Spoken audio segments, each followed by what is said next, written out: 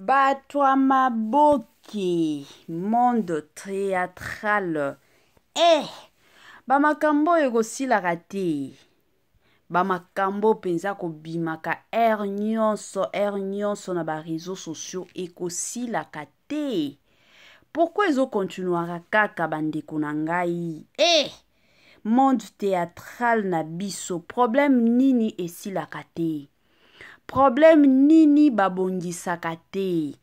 Problème nini oyo etikalaka libela na libela? Problème nini la famille? Salut cher Bouchou, salut cher abonnés, salut cher connaissances, salut surtout les amis de Étoile Lune Inès TV. J'espère que vous allez bien. Quant à moi, je suis bel et bien, super bien, par la grâce de Dieu. Cher Bouchou, cher abonnés et chers connaissances, Yaturo Yopenza, Tomemeli Bino, Yemoko Bijou, la reine, Tomemeli Bino, Yagabi Tumba Tumba, Bande Konanga, Nini Zoleka, Makambo Nini Salikeno, Étoile Inès TV Lelo, Ayako Beta Masolo, problème Nini Bande Konangai. Avant tokota kuna, comme d'habitude, nakolingana nuna ya sensibiliser batu onyon soto. Si c'est la toute première fois ya kokota na chaîne Abiso, chaîne moko kitoko, chaîne ya batoli pas possible. Et pourquoi pas chaîne Abana Nzambe. Je vous prierai surtout de vous abonner massivement. Abonnez-vous. Cliquez aussi sur la cloche de notification pour surtout recevoir les nouveautés de notre chaîne. Aimez la vidéo, la famille, commentez et partagez. Et kosala biso oyo penza tolobaka na biso chaque jour. Tokos makasi. Bande konanga kandenge na lobaka nanga chaque jour ezalaka bien soki ozolandaka Étoile Inès TV zala na yo ya kovanda. Zwa penza mwa kiti na yo vanda. Kote mosusu tango zo vanda ka bongo, tia mwa mai na yo pembeni, tia mwa jus na yo pembeni, tia mwa sucre na yo pembeni. Kote mosusu mwa iloko ya kolia na lobaka nanga chaque jour et dépendra kanango kaka na air oyo ozolandaka biso. Soki omoni keno ba air oyo eza ba air nanga ona liaka, en tout cas zala na yo libre ya kolia. Soki omoni keno ba air oyo nga na liaka nanga lisusu te ozalaka komela, en tout cas zala na yo libre ka ndenge tulobaka ya komela na système moko ya kitoko mingi makasi. Bande konanga makambo eza soki bomoni ba caméra na biso ya kofongwama bomoni keno video ekoti, c'est que bande konanga makambo eza ba histoire eza ba analyse eza yango tomemelaka bino. Donc so bomoni ke na journée mobimba Étoile Inès TV ayaki kotia video te, en tout cas ya koloba ezalaka te. Donc soki toye toyaka parce que ya koloba eza bande konanga yango bomonaka ba caméra na biso surtout et encore polele. Bande konanga lelo toya na makambo ka ndenge bozomona internet eza ya koinda. Internet bande konanga eza ya kobeba. Internet eza ya somo na oyeba te. Ba yaya na biso ya ba théâtre. Ba problème oto mona makambo to mona ekomi lisusu nini. Kandenge na bando loba na ebandeli nini vraiment esilaka te, nini penza esilaka te.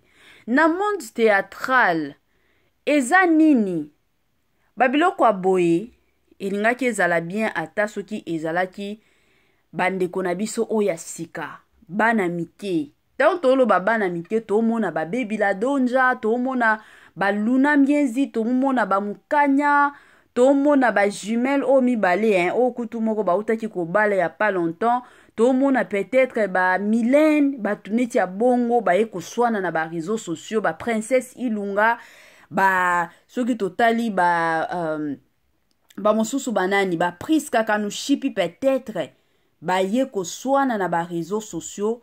Batuana ata soki ba yeko swana tokoloba na bango keno a bazana bango nanu ba jeune. tala kaka ba jeune mutu nyonso mwa likambo muki aolinga kaka mutu nyonso ayoka ye. Mais soki tokomi na niveau ya ba bijou la reine, tokomi na ba niveau ya ba mama tumba niveau ya ba mama epela bandeko nanga ezosala soni makasi. Soni makasi pas possible. Soni ya liboso ona koki koloba bandeko nanga. En tout cas bo tenir nanu nga rigueur te.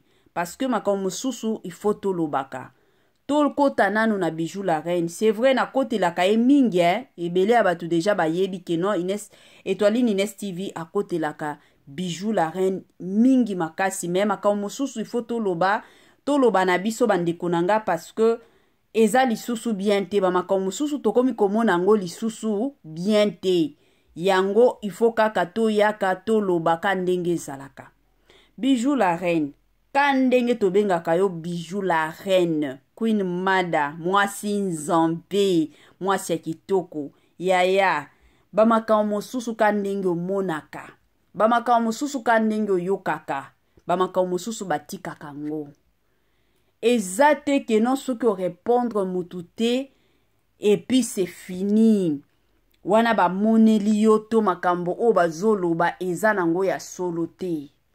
Lelo tomonaka na pesa nanu exemple ka ndenge tokendaka na makambo.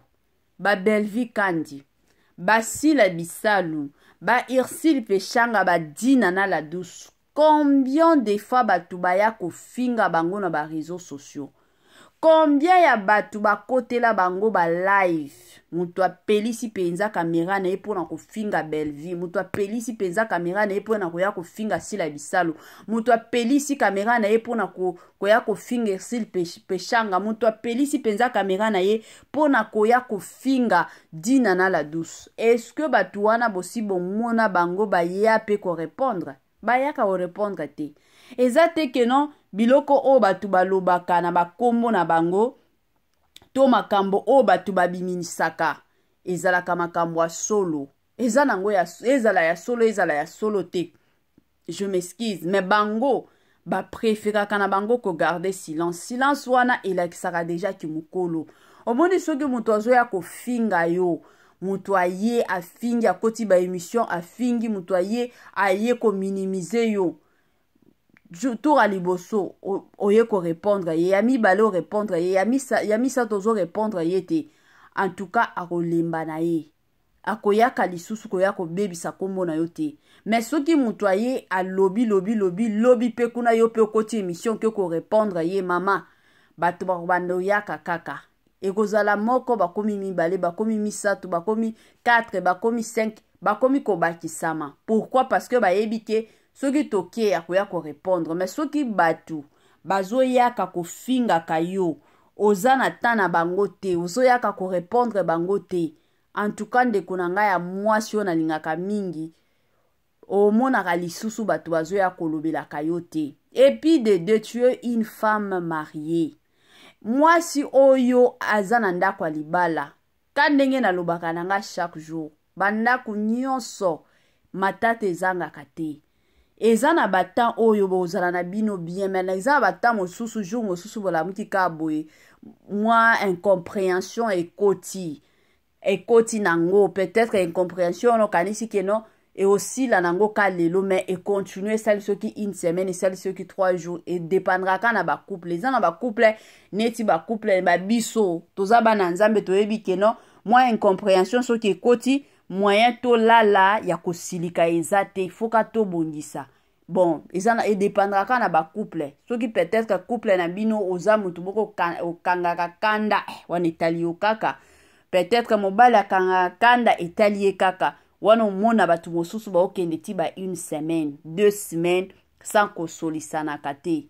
Pourquoi? Parce que apesa ki nga kanda. Siko ba couple nyonso ezalaka na matata. Mais yebaki oza mwasi ya libala omi pesa valeur pesa surtout mobali na yo valeur kandenge zalaka mwasi ya libala azalaka mutu te ke no mwa makambo muke kuna il faut kaya ko répondre il faut aya ko se justifier oza na ta wana te ya koyaka nyonso koyaka ko se justifier. Pourquoi? Est-ce que batu oyo zo yaka chaque fois ko se justifier ka batu wana nde bakrea yo. Yaya, babilo mosusu batikaka. Babilo mosusu batikaka kande na lobaka na nga babilo mosusu batikaka. Kandenge na yoki yo na be émission zolo bakino nga babala nga naza mwasi ya libala, oza mwasi ya libala, pesa mobali na yo valeur, omi pesa pe valeur. Ba makambo oyo ya ba émission kokota ka ba émission pamba pamba nyonso ifo ya kokota ka émission eza lisusu digne na yo te. Eza lisusu bien te po na yo. Talaka yo mwasi ya libala.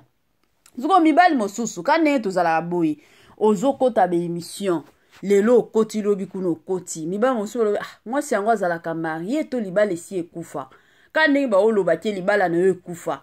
Siko na ba kokota kota ba émission bongo ebela batu ba kanisaka ke non c'est vrai donc azana ba matata on ezaka ba stress alungulango non yaya vanda isika moko kanenge zalaka ba makao mosusu ata oyoki ata balobi ke non kuna penza eza ya koyinda yaya vanda na yo vanda mi pesa respect pesa libala na yo respect pesa mobali na yo respect ata soki libala eza na mwa matata wane yaka esilaka nango toza batu soki kutu yaya na leki batu o baza makila moko bauta na libumu moko ya papa moko na mama moko libumu ya mama kandenge zalaka donc bazo swana que dur bandeko nanga mwasi na mobali o bobota makutu na famille moko te mutu na famille na ye c'est tout à fait normal ba incompréhension ekota alors babilo mosusu Bijou la reine eza biloko kolandaka te.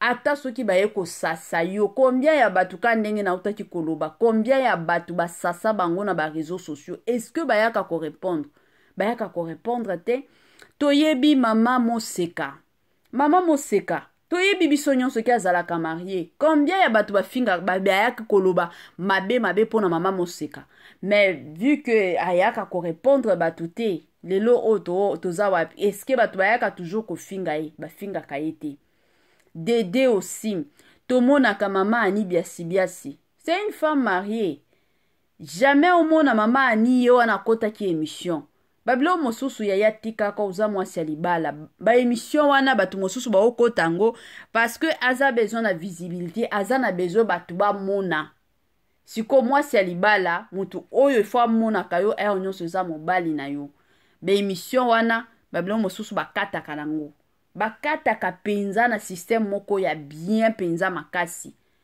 bandeko nanga to pesa nanu mwa conseil na batu na biso ba théâtre ba yaya na biso na ba mama na biso ba o bazaka muke kili sur les réseaux sociaux et o sala pasi penza makasi komuna makambo mama epela pe azobimisaka Nzambe yango eza nini aye kofinga mama mao awa pas possible zoka mama mao wana bazofinga na minute oyo azobelisa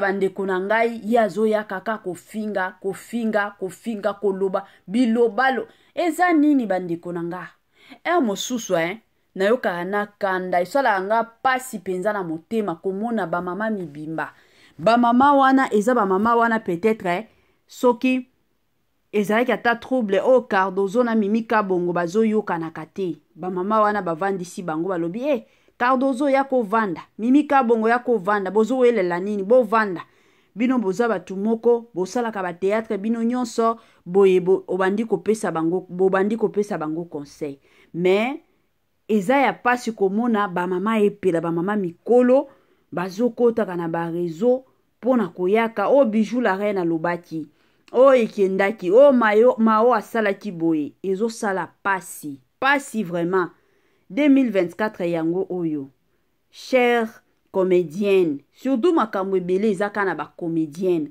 na côté ya ba comédienne mingi mutu tomonaka na ba émission kilikili ezalaka papa Ibutu yende akotaka na ba émission kilikili oyokaka kuna keno eza ya koyinda Ibutu alobaki yende akotaka mais na basi ezalaka mwa problème ba mama ba comédienne na biso ya tongo tolelaka penza ba comédienne na biso ya tongo ba mama na biso to mipesa valeur tomipesa valeur eza na bamakambo mosusu soki ogarde silence okokufa na yo te.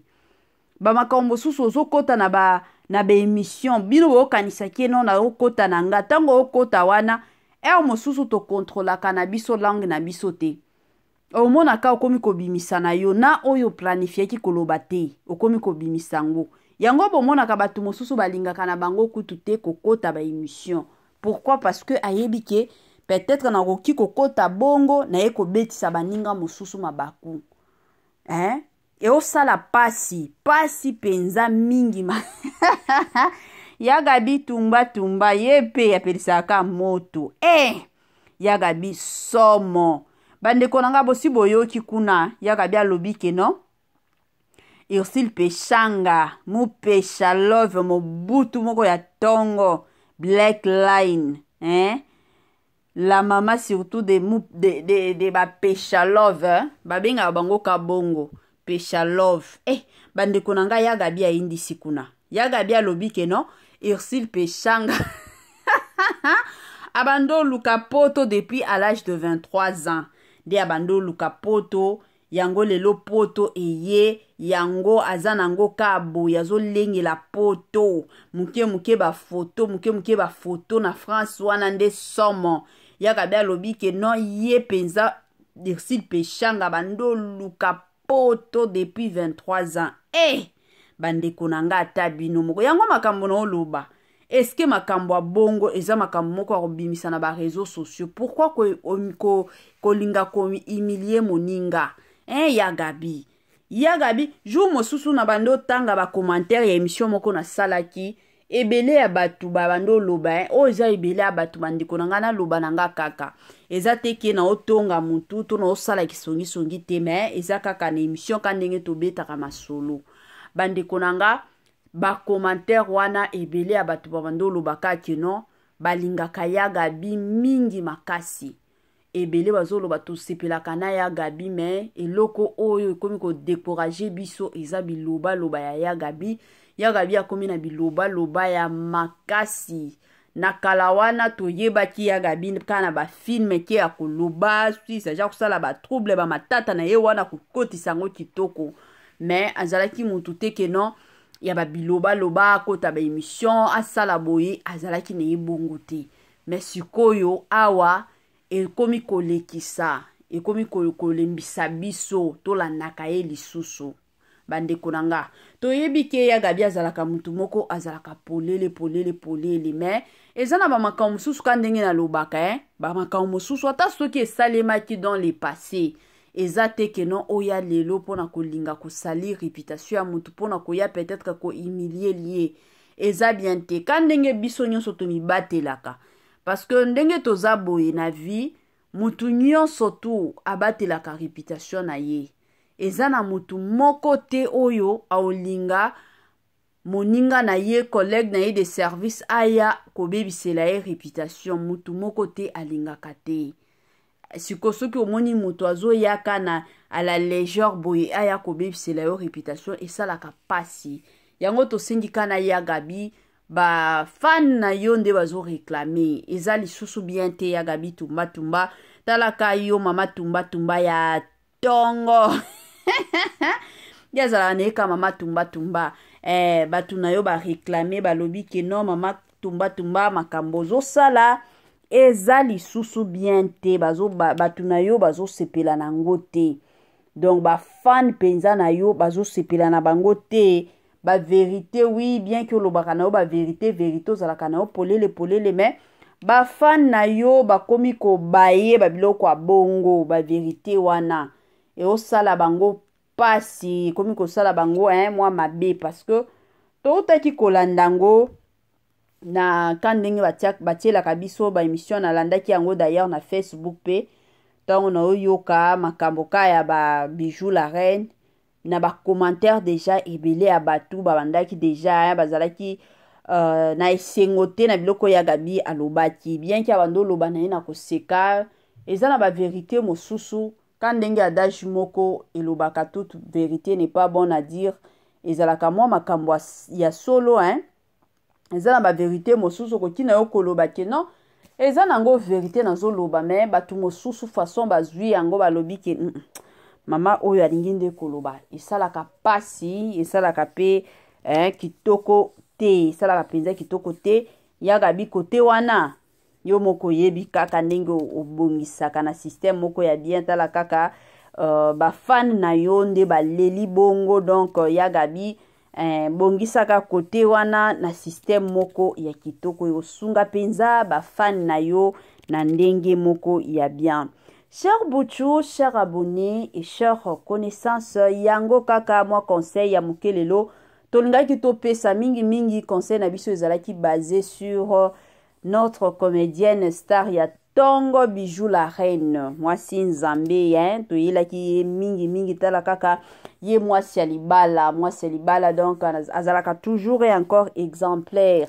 Mwasi ya libala il faut pas azala trop populaire. Mwasi ya libala il faut azalaka na kwa na ye ayebi keno kwa na nga yango wana soki nake musala babengi nga na kendo jouer na film kingandi nake na nga na jouer na film puis na zongi naza na ta wana te ke nakotaka bémission nabetaka bamasolo ta wana te nakozala nango te. Donc moi conseil ka ndenge ezalaka balobaka mwana pe akoki kopesa conseil na mukolo pe akoki kopesa conseil na mwana donc kindaka toujours et encore vice versa bandeko na nga na système moko ya bien balobaka vice versa vice versa na système moko ya kitoko. En tout cas la famille comme d'habitude tokomi na mwa suka lelo na pesa ki bambote na ebandeli te ata kanda Etoiline Nest TV obongo na pesa nanu bambote bandeko na nga avant na bosana na moyen na bosana bambote eza te. Voilà na pesi bambote na ye moko Linda Bukulu mwasi nzambe bambote na yo mwasi nzambe la tantine internationale depuis Sénégal.